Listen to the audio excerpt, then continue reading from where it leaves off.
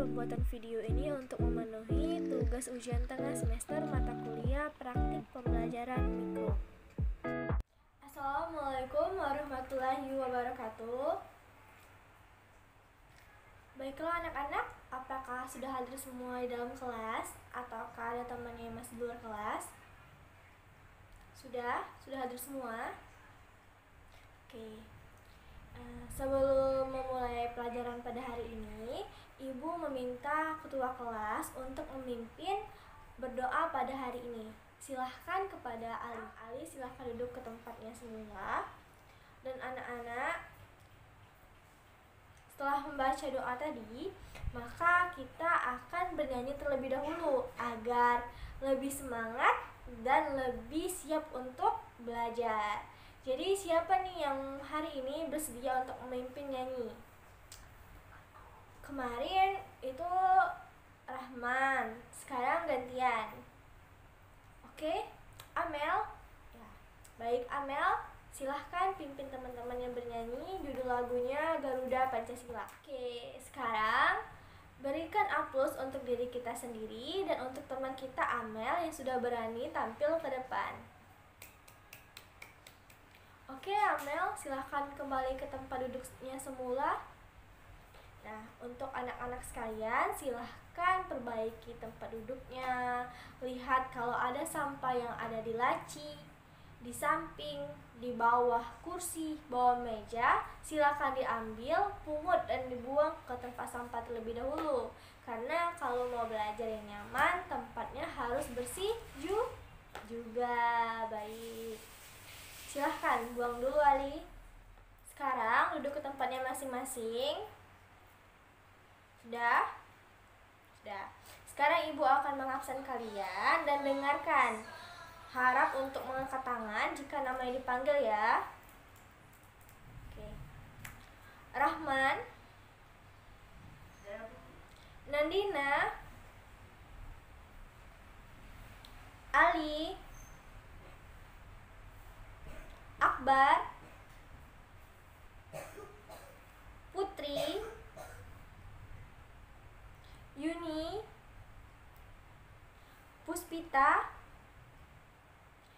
Kemarin Puspita pelajaran Ibu tidak hadir ya. Sudah sehat nak? Oke, dah. Sudah hadir semua. Maka kita akan memulai pelajaran pada pagi hari ini, di mana Ibu ingin bertanya terlebih dahulu kepada anak-anak sekalian. Waktu kalian masih duduk di bangku SMP, kalian pasti sudah belajar dan mengenal apa itu sel, kan? Benar. Sekarang ada yang masih ingat apa itu sel? Jika berani menjawab, akan Ibu kasih nilai A+. Ayo, apa itu pengertian sel? Cukup yang Anda pahami saja anak-anak. Siapa? Nandina? Ya nak, silahkan. Apa itu sel? Ya, baik.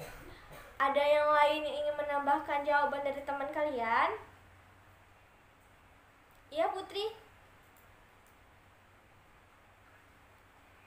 Benar sekali. Jadi, Ibu akan menyimpulkan jawaban dari kedua teman kalian tadi. Jadi, sel itu merupakan suatu unit penyusun terkecil dari makhluk hidup, di mana sel tersebut tersusun secara struktural dan fungsional, sehingga semua proses dalam tubuh kita ini diatur oleh sel. Jadi jika selnya itu tidak berfungsi atau tidak berjalan sedemikian rupa, maka akan mempengaruhi proses metabolisme dalam tubuh, proses respirasi sel, bahkan akan menimbulkan gangguan pada sistem tubuh. Benar sekali Akbar. Oke. Cukup sekian pengenalan materinya. Ibu akan menyampaikan mengenai cakupan materi dan tujuan pembelajaran kita pada hari ini. Dimana pada materi yang pertama di semester pertama ini kita akan pelajari materi sel. Pada pertemuan pertama, kita akan membahas tentang komponen kimiawi penyusun sel.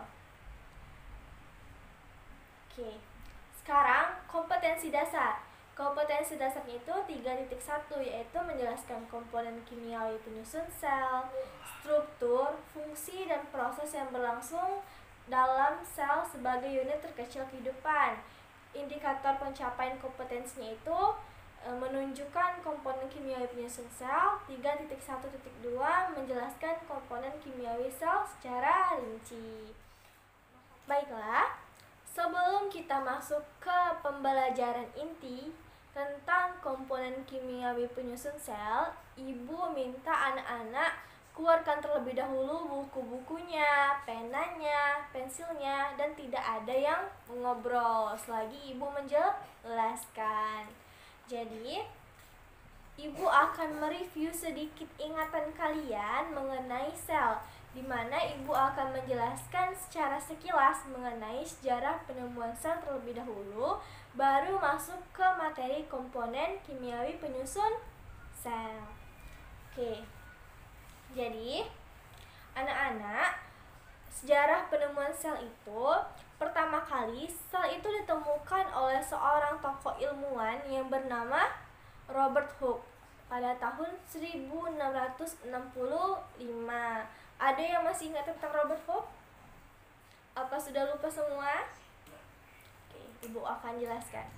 Jadi Robert Hooke ini mengamati sebuah sel gabus dari tumbuhan yang sudah mati, di mana pada masanya Robert Hooke ini belum ada nih mikroskop cahaya maupun elektron seperti zaman sekarang, sehingga Robert Hooke ini meneliti dan mengamati sel gabus tersebut menggunakan mikroskop sederhana. Nah, setelah diamati menggunakan mikroskop sederhana, Robert Hooke ini menemukan sebuah ruangan kecil melalui mikroskop sederhana itu. Nah, kemudian Robert Hooke menamai ruangan kecil tersebut menjadi selula, atau yang berarti ruangan kecil. Nah, yang kita kenal sekarang yang disebut dengan sel. Itu merupakan tokoh awal yang menemukan. Selanjutnya, dari penelitian dan pengamatan yang dilakukan oleh Robert Hooke ini menimbulkan rasa semangat dan ingin tahu para ilmuwan yang lainnya. Nah, pada tahun 1674 itu Anthony van Leeuwenhoek. Anthony van Leeuwenhoek ini juga melakukan pengamatan menggunakan mikroskop. Namun, bedanya, sudah ada kemajuan dari Robert Hooke, Anthony van Leeuwenhoek ini mulai mengamati berbagai jenis bakteri dan alga spirogyra. Nah, mulai dari penelitian Anthony van Leeuwenhoek dan Robert Hooke ini, maka banyak sekali temukannya tentang sel, mulai dari definisi sel oleh tokoh-tokoh yang berbeda, seperti ada Jean-Baptiste Lamarck dan lain-lain. Nah, mulai dari itu, maka sel mulai berkembang. Ada ilmu biologi sel, ada mengetahui tentang komponen kimia penyusun sel, bahkan struktur-struktur sel pun juga diketahui akibat dari penemuan dan pengamatan dilakukan oleh tokoh-tokoh sebelumnya. Akan masuk ke dalam materi komponen kimiawi penyusun sel. Jadi, di dalam sel tersebut, pada makhluk hidup seperti tumbuhan, hewan, itu terdapat suatu komponen kimiawi penyusun sel, di mana komponen kimiawi penyusun sel ini biasanya disebut dengan biomolekul. Nah, senyawa-senyawa ini tersusun secara teratur maupun terarah sehingga menimbulkan sebuah ciri kehidupan, di mana pada dasarnya kimiawi penyusun sel ini terdiri dari berbagai senyawa dan unsur yang berasal dari makanan yang kita makan. Seperti nasi, itu berarti senyawanya apa anak-anak? Benar, Rahman, karbohidrat. Lalu berbagai senyawa tersebut melakukan fungsinya sedemikian rupa secara struktural dan fungsional untuk melakukan berbagai aktivitas di dalam sel. Selanjutnya, senyawa-senyawa dasar tadi yang menyusun sel hidup itu berubah menjadi suatu senyawa yang lebih kompleks, yang biasanya kita kenal dengan makromolekul.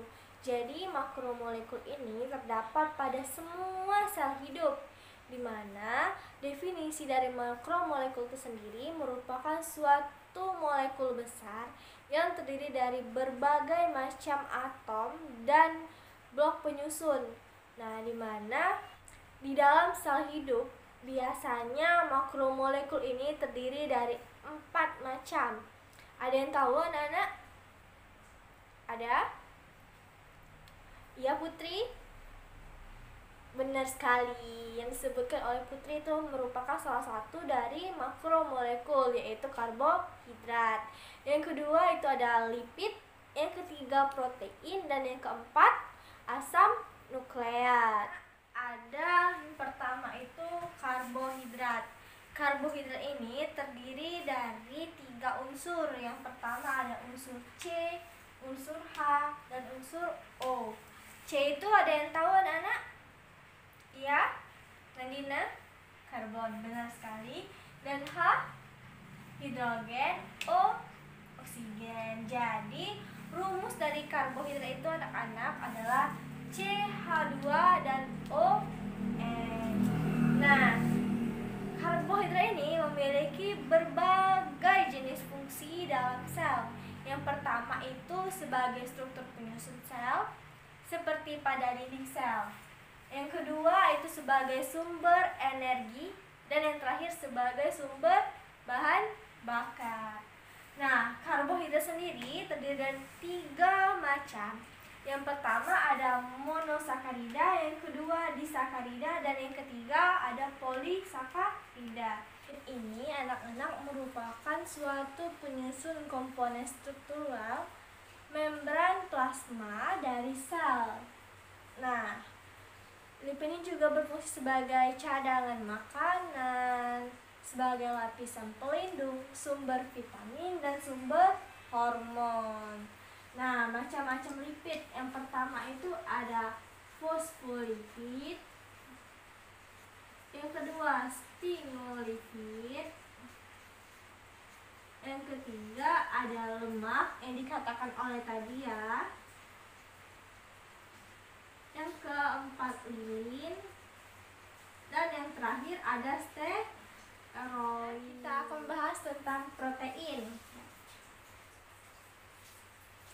Jadi anak-anak, protein ini merupakan suatu senyawa atau molekul yang paling banyak mempengaruhi kehidupan dan keberlangsungannya kegiatan dalam sel, di mana terdapat 50%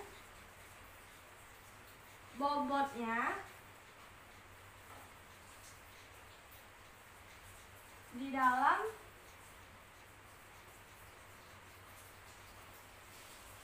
sel. Sehingga protein ini sangat berperan penting dalam penyimpanan, pergerakan, substansi zat tertentu, transportasi, dan untuk pengiriman sinyal maupun enzim. Oke, sudah paham? Sudah catat semuanya? Oke, selanjutnya adalah asam nukleat.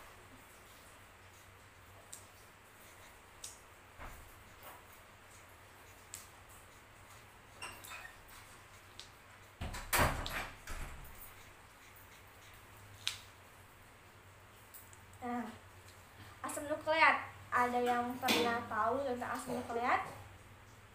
Ya, Rahman? Benar. Jadi asam nukleat ini sangat berkaitan dengan DNA. Nah, berdasarkan nukleotidanya, asam nukleat ini terbagi menjadi 2, yaitu RNA dan DNA. Maka dari itu, asam nukleat, protein, lipid, karbohidrat sangat saling mempengaruhi satu sama lain untuk melakukan kegiatan di dalam sel dan sebagai penyusun dari struktur dari sel itu sendiri. Oke anak-anak, selanjutnya Ibu akan menjelaskan secara lebih detail mengenai berapa persen atau berapa banyak sih jumlah dari komponen-komponen kimia penyusun sel daripada dalam tubuh makhluk hidup, baik dari tumbuhan dan hewan. Maka Ibu telah menyediakan sebuah papan pintar. Nah, pada papan pintar atau karton pintar ini kalian dapat melihat berapa persen jumlah dari karbohidrat, protein, unsur-unsur pada manusia, pada oksigen, karbon, dan tumbuh-tumbuhan lain-lainnya. Simak video yang akan Ibu tampilkan, karena setelah video tersebut Ibu akan memberikan kalian tugas individu. Menyusun sel dibedakan menjadi dua. Pertama, unsur makro, artinya unsur yang ditemukan dalam jumlah yang besar di dalam sel. Kedua, ada unsur mikro, artinya unsur yang ditemukan dalam jumlah yang sedikit di dalam sel. Selanjutnya, kita bahas senyawa penyusun sel. Senyawa juga dibedakan menjadi dua macam. Pertama, senyawa organik. Kedua, ada senyawa anorganik. Sekarang Ibu minta kalian berikan kesimpulan ataupun tanggapan kalian mengenai video yang barusan Ibu tampilkan. Tulis di kertas selembar menggunakan pena berwarna hitam. Ibu beri waktu 3 menit. Waktu habis. Sekarang Ibu minta siapa yang mau menampilkan atau mempresentasikan kesimpulan dan tanggapannya mengenai video tadi. Silahkan angkat tangan. Ali? Oke. Sekarang Ali silahkan maju ke depan. Ya. Berikan aplaus pada teman kita Ali. Oke nak, silahkan kembali ke tempat duduknya. Jadi benar sekali apa yang disampaikan oleh teman kalian tadi mengenai tanggapannya, di mana video yang Ibu tampilkan tadi menjelaskan mengenai unsur-unsur senyawa yang ada pada makhluk hidup, yaitu ada senyawa yang berukuran besar. Apa tadi yang Ibu jelaskan? Ada yang masih ingat? Ya, Nandina? Makromolekul. Apalagi? Mikromolekul.